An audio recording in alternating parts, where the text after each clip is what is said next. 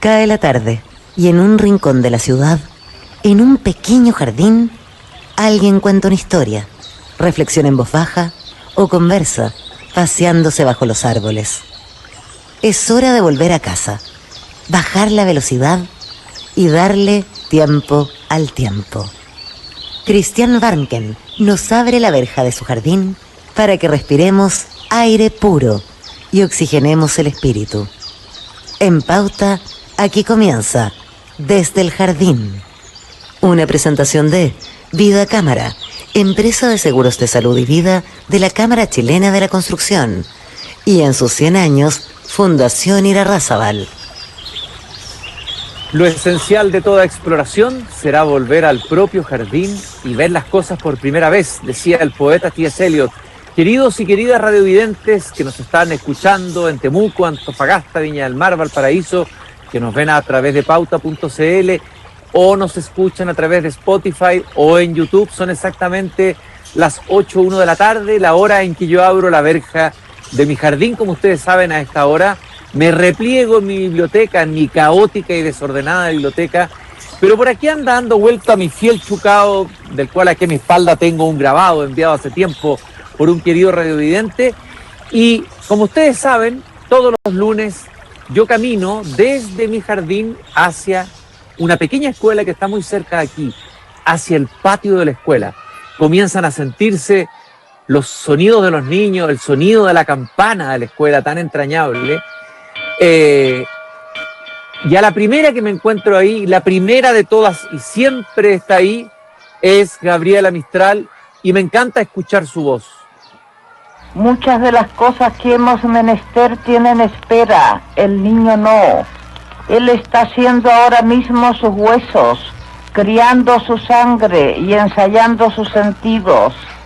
A él no se le puede responder mañana, él se llama ahora. Él se llama ahora. El niño fue el centro de la preocupación, de la dedicación, del oficio, del arte, del amor, de la poética pedagógica de Gabriela Mistral. Y como ustedes saben, siempre me gusta acudir a la fuente del pensamiento de Gabriela Mistral y leer algún fragmento de sus reflexiones pedagógicas. Y hay un texto muy hermoso que se llama Contar, que fue publicado en abril de 1929 en una antología de Gabriela Mistral, donde ella recuerda cómo recibió el arte de contar y narrar en su infancia. Primero dice que su madre no sabía contar o no le gustaba hacerlo, pero que su padre sabía contar, pero él sabía demasiadas cosas, desde su buen latín hasta su noble dibujo decorativo. Era hombre extraordinario y yo prefiero acordarme de los contadores corrientes, dice Gabriela Mistral. ¿Quiénes eran esos contadores corrientes que marcaron tanto a nuestra poeta? 2 o 3 viejos de aldea me dieron el folclor de Elqui, y esos relatos con la historia bíblica que me enseñara mi hermana maestra en vez del cura fueron toda mi literatura infantil. Bueno, y más adelante Gabriela Mistral empieza a hablar de cuáles son las cualidades del narrador folclórico.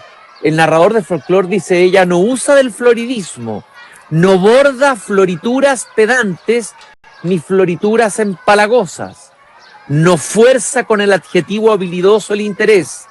Este brota honrado y límpido del núcleo mismo de la fábula. El narrador folclórico es vivo a causa de la sobriedad. Y por último, afirma Gabriela Mistral, el contador ha de ser sencillo y hasta humilde, si ha de repetir sin añadidura fábula maestra que no necesita adobo.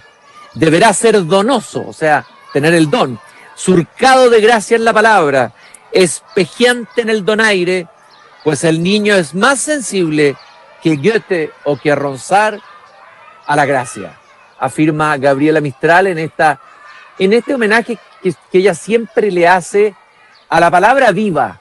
Ella decía, acuérdense, no coloquéis sobre la palabra viva de los niños, la lengua viva de los niños, la palabra muerta. ¿Cuál es la palabra muerta? La palabra libresca. ¿Cuál es la palabra viva? La palabra que viene de la oralidad, una oralidad que hemos ido perdiendo, pero que afortunadamente algunos poetas y narradores mantienen viva, sostienen su posta. Y justamente ahora, que estoy aquí en el patio de la escuela, me voy a sentar a conversar con uno de ellos, con un poeta y trovador. Él interpreta la guitarra y el guitarrón, el mágico guitarrón de 25 cuerdas. Es un payador y él ha definido que el payador es un poeta que improvisa poesía. Ha participado en encuentros internacionales de paya y decimistas, en los famosos encuentros de Casablanca, los notables encuentros de Casablanca. Ha publicado varios libros de poesía, 50 sonetos en Circe el año 2008, sonetos fluviales en ediciones tácitas el año 2020.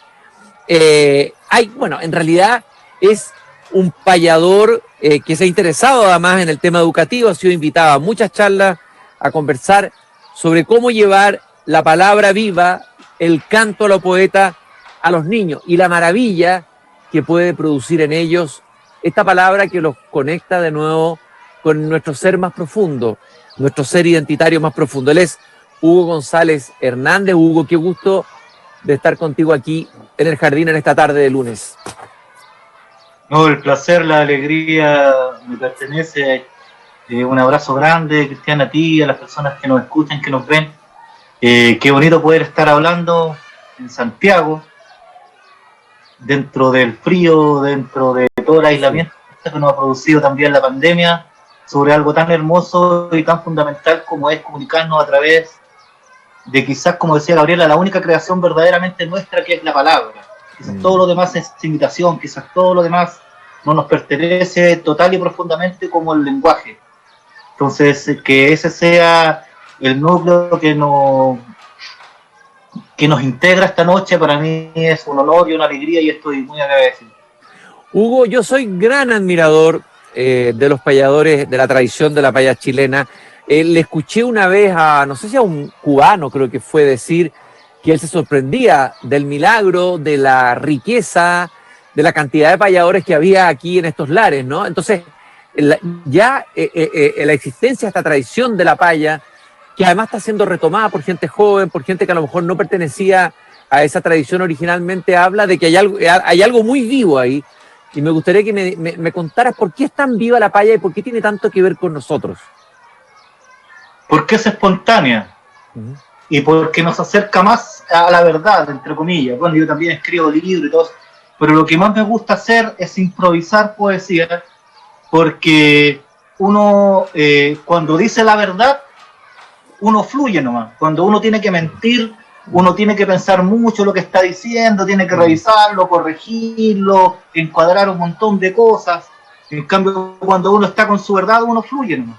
Y eso se reconoce, se aprecia y produce identificación también dentro del medio. Entonces, por eso es que la paya entra por la puerta ancha, digamos, y puede entrar de a caballo o a pata pelada, pero siempre es bien recibida, porque entra directamente. Sí, y efectivamente la paya, la poesía popular en general y la paya dentro de ese universo llamado poesía popular, con ella accedemos desde luego a las emociones, pero también a las ideas, y yo creo que ahí se revela una capacidad de improvisar muy chilena. Es decir, a nosotros se nos ha dado bien la poesía, se nos ha dado bien la paya. En cambio se dice que somos malos planificadores, pero somos buenos improvisadores, ¿no? Hay algo que tiene que ver con nuestro ser más profundo, ¿no? Claro, quizás nosotros, por el hecho de ser un país sísmico, por ejemplo, siempre nos hemos visto con la naturaleza encima y con la necesidad de responder de manera inmediata ante la naturaleza, ante la historia, ante sucesos terriblemente trágicos que hemos tenido que sufrir también.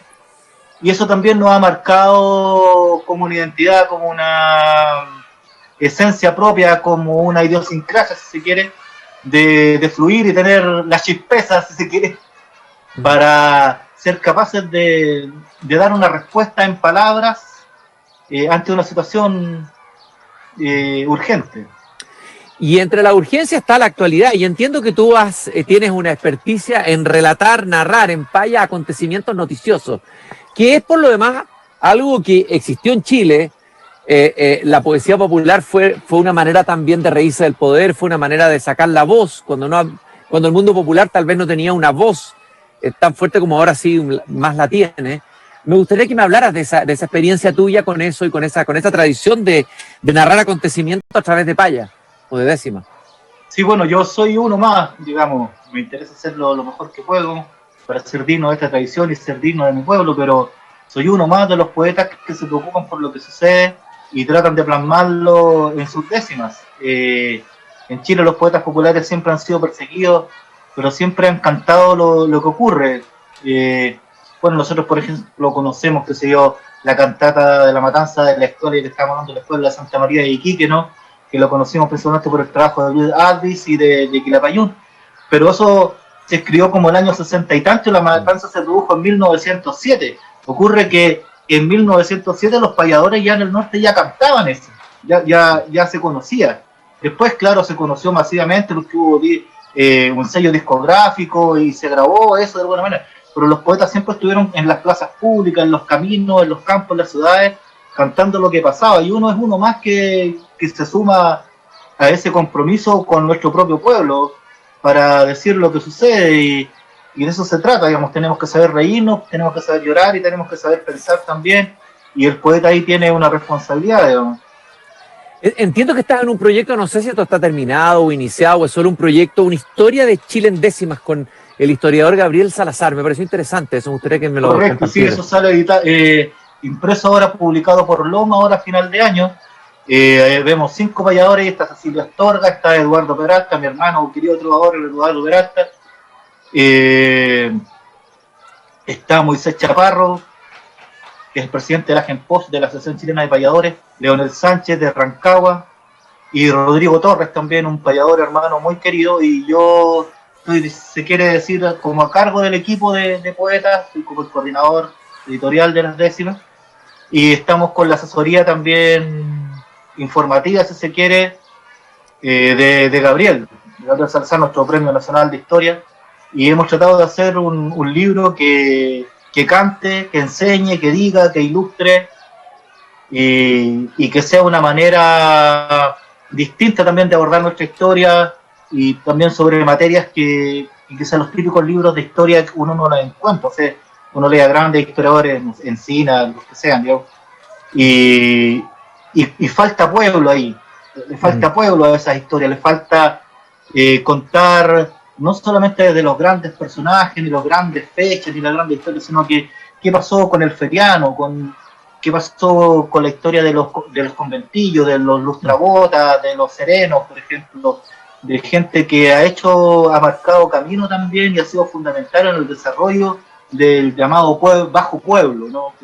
Todas estas connotaciones peyorativas que se le dan. Entonces nosotros hemos tratado de integrar las matanzas, el bajo pueblo, y no solamente también la gran historia relatada por estos nombres rimbombantes, ¿no?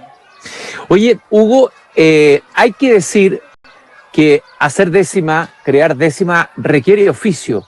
Es decir, payar requiere oficio. Uno dice improvisar, sí, pero hay un oficio. Es decir, en una décima, si uno se equivoca en algo, digamos, la tropezada y la caída puede ser espectacular, ¿no? Y puede ser tremenda. Uno se viene guardabajo, ¿no es cierto? Si se equivoca en algo. Hablemos un poco de esa forma, de esa estructura métrica, de dónde viene, cuál es la riqueza, lo interesante que puede ser incluso esa forma métrica para trabajarla. Después lo podemos hablar en el colegio, trabajarla en la escuela con los niños. Claro, la décima se llama así de partida. Es probable que hayan personas acá que no saben legítimamente qué es una décima. Una décima es una estrofa que tiene 10 versos. Eso es todo. Y son 10 versos octosílabos que tienen 8 pulsos silábicos, digamos. Es como cuando Calderón decía: yo sueño que estoy aquí de estas prisiones cargado, mas soñé que en otro estado mal lisonjero me vi, que en la vida un frenesí, que en la vida una ilusión, una sombra, una ficción, y el mayor bien es pequeño, que toda la vida es sueño y los sueños sueños son. Eso es una décima. Sí. Es una décima. Los payadores de todo el mundo, digamos, todos los improvisadores, repentistas, trovadores, payadores de Argentina, Uruguay, España, México, Cuba, fin, hermanos del repentismo, cultivamos esta forma estrófica que desciende del mestizaje arábigo-andaluz, español, y nos fue heredada acá con los colonizadores, digamos, y nos diferenciamos exclusivamente con nuestros hermanos por la música. Nosotros tenemos nuestra música, nuestros instrumentos, pero la forma estrófica es la misma. Y nosotros nos damos cuenta que es una forma que está en nuestra manera de hablar, el octosílabo está en nuestra manera de hablar, y ese 10 está en nosotros, que nosotros contamos de 10, nosotros tenemos 10 dedos, digamos, la décima tiene esta forma, tiene este puente que está aquí al medio y riman estos dos versos de acá y esto. Entonces, cuando uno se da cuenta que esa forma orgánica está dentro de uno mismo, uno puede llegar a improvisar sobre eso porque uno la entiende no como algo que se aprende en los libros necesariamente, que también es un apoyo, digamos, escuchar, leer, sino que uno la descubre dentro de uno mismo. Y los niños, sobre todo, también que tienen esa espontaneidad tan especial, son capaces inclusive de captar esa rítmica interna. Hay que comenzar de a poco. En los colegios se puede comenzar con las coplas, empezar a enseñarle a los niños qué pasa con una estrofa de 4 líneas nomás, como cuando dice don Antonio: caminantes son tus huellas, el camino y nada más, caminante no hay camino, se hace camino al andar. A veces es necesaria una décima, a veces es necesaria una copla, solamente una buena cuarteta y dice mucho. Entonces, cuando nosotros partimos desde ahí, a la décima es un camino que se llega.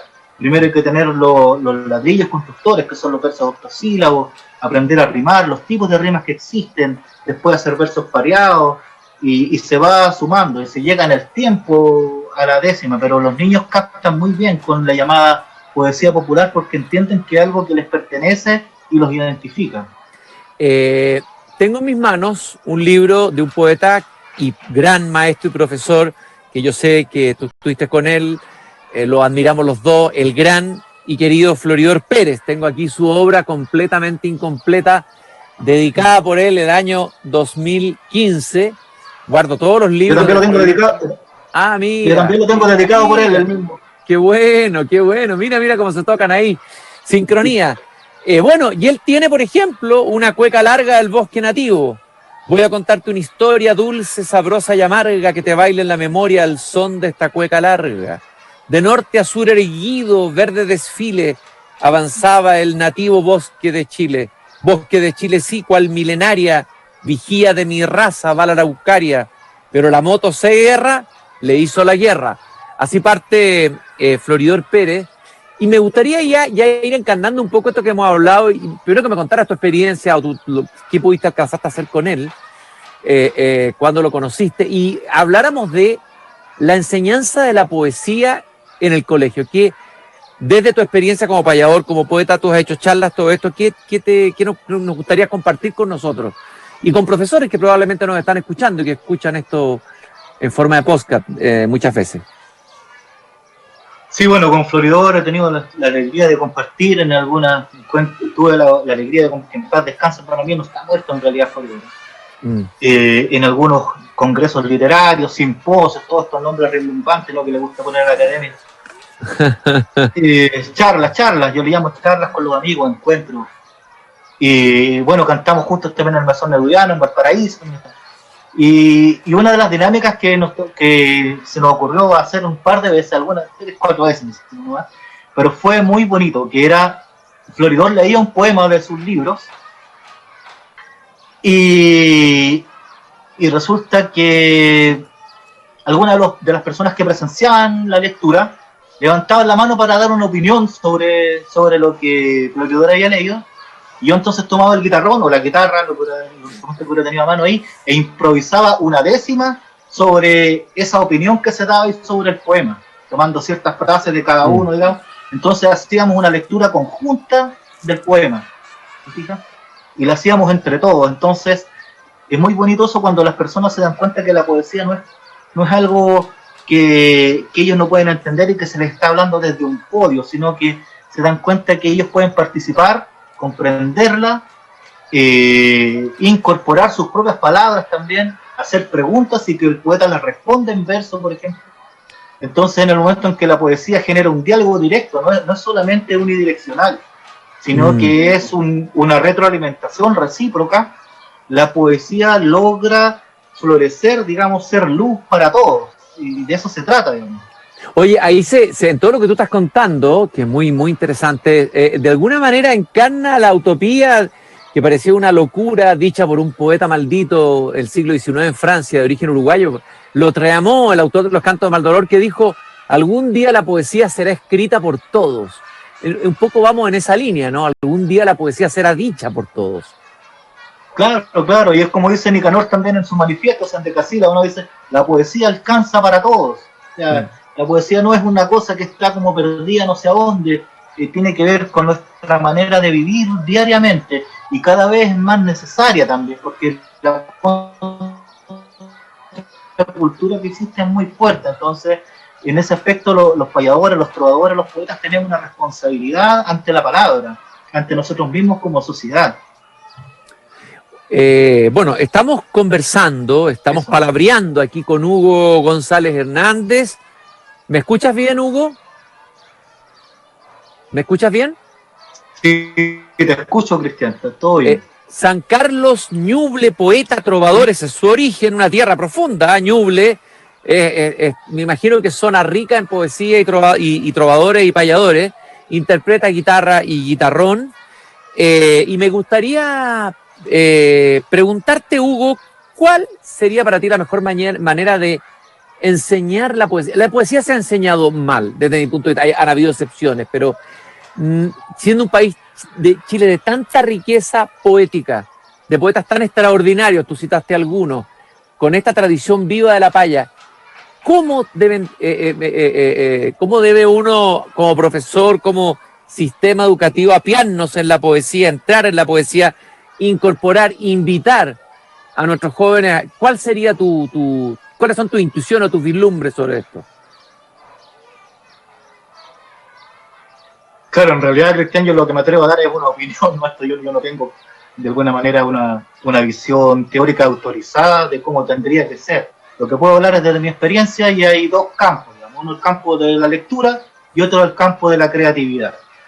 En el campo de la lectura hay que aprender a leer, sobre todo con los niños, y permitir que cada uno de ellos leer un poema que sea relativamente comprensible, las odas nerudianas, por ejemplo, el libro de las preguntas, en fin, bueno, poemas de Efraín Barquero también, bueno, ¿cuántos poemas? No vamos a empezar ahora, pero que cada niño diga también lo que el poema le dice a él, dejar que ellos se expresen y decir que el poema le evoca, o le recuerda, o le sugiere, o no le sugiere nada, y si no le sugiere nada, ¿por qué crees que pasa eso?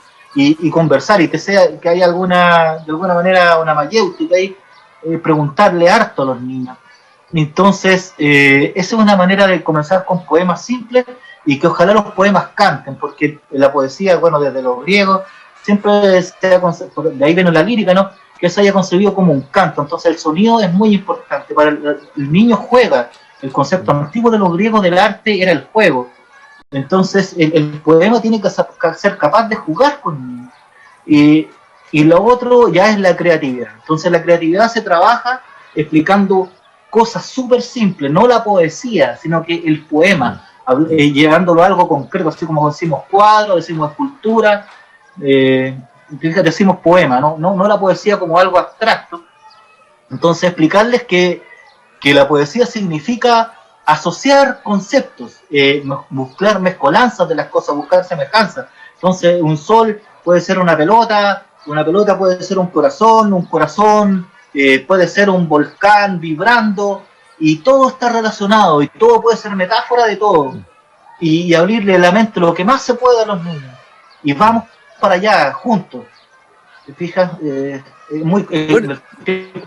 Aquí es prácticamente nada para hablar de esto. Pero la poesía también nos conecta con la respiración, nos conecta con un ritmo, ¿no es cierto? El mismo Telier decía, la poesía es un respirar en paz para que los demás respiren. Para que los demás respiren. Claro, Octavio Paz hablaba de la respiración, hablaba del ritmo en el libro El arco y la lira, y qué importante. Gonzalo Rojas también el aire, Gonzalo Rojas, claro. La forma del aire de la palabra. Y de alguna manera, Hugo, tú te mueves entre estos dos mundos, ¿no? Un pie en la poesía popular y otro pie, digamos, la poesía entre comillas culta, aunque es una denominación muy antipática, la poesía que se publica más en los libros y que tiene una tradición muy rica también en Chile. Esto de moverse en esos dos mundos, en esas dos poesías, ¿son dos ámbitos muy separados o dialogan, conversan, hay vasos comunicantes entre ellas?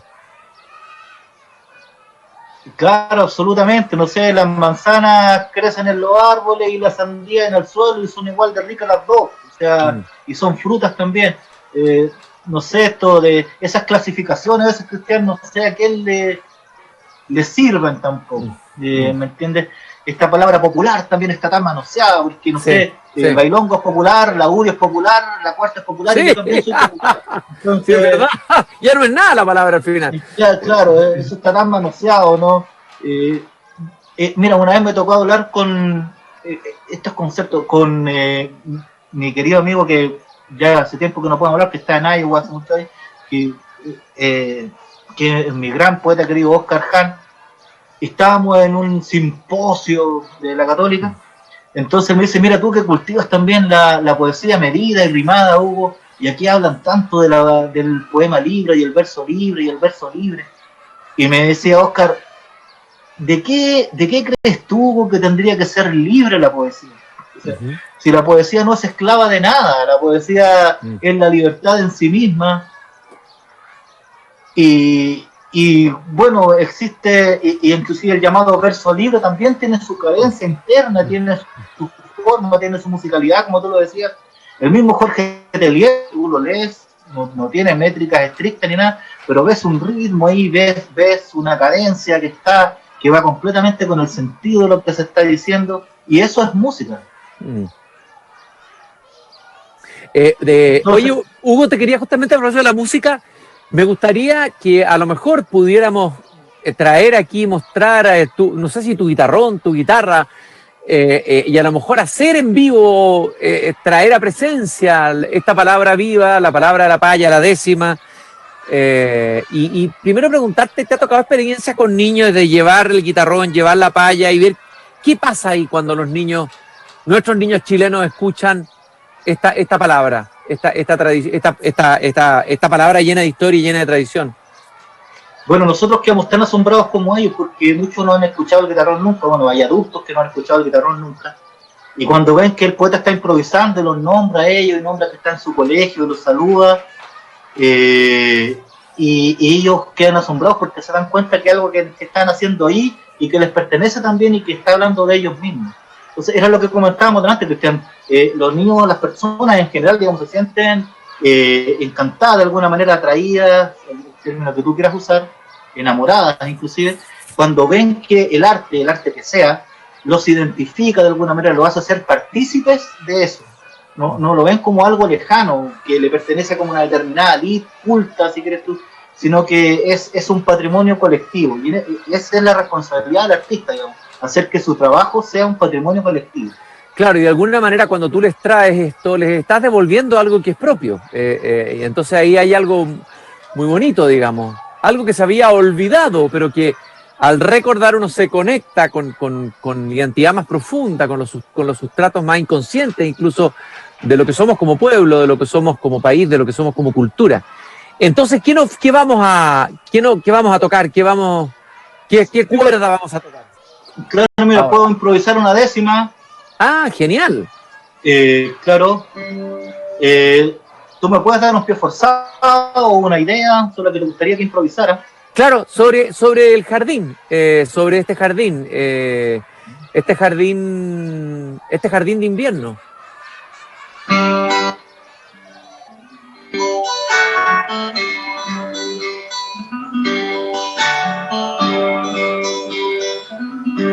Bello es que la verja se abra, bello es que la verja se abra en un programa estelar, para así de noche entrar al jardín de la palabra y brote la abracadabra de este canto tan eterno.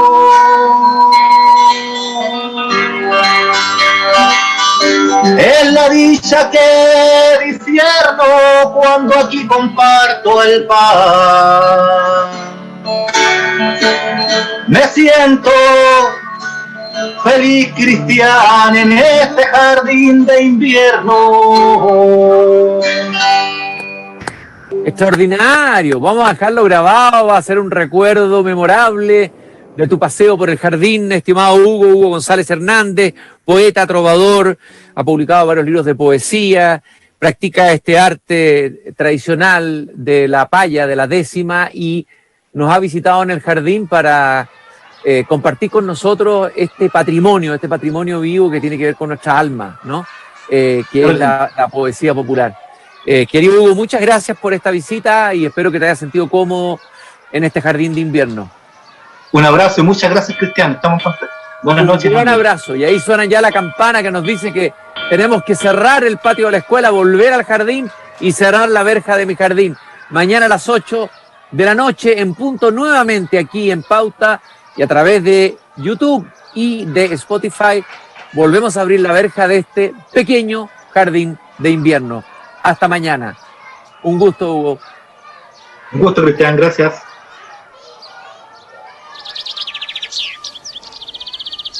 Es hora de cerrar la verja de madera del jardín. Pero Cristian Warnken la volverá a abrir todos los días de lunes a viernes a las 20 horas en Radio Pauta, cuando comience de nuevo desde el jardín.